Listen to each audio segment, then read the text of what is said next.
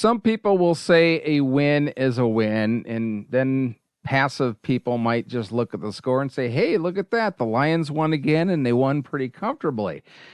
But that score doesn't really typify exactly what that game was. It was not as blown out as that final score indicates. The first half, absolutely. The Bengals couldn't get out of their own way in the first half and actually part of the third quarter.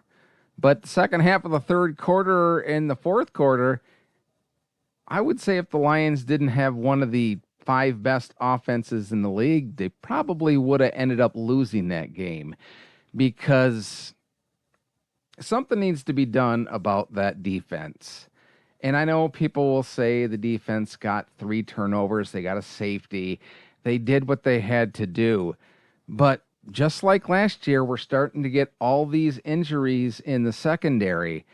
And initially, I was going to come on here and rant and rave about Terry and Arnold because I've been probably the most patient person there is when it comes to giving him a chance to develop. But it doesn't look like it's actually happening. And then he got carted off the field. So I don't want to kick dirt in his face until we find out exactly what his injury is. But that being said, something needs to be done with the secondary because there's far too many PIs. There's far too many getting burned. And I get it's risk reward type of defense. And the Bengals shouldn't have been in the situation that they were in that fourth quarter. And if they didn't get in their own way, this score could have been totally different.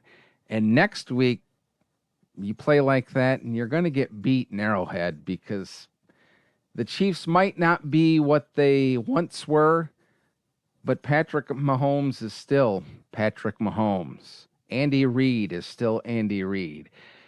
And they're going to have to play a hell of a lot better next week than they did this week against a decimated Bengals team.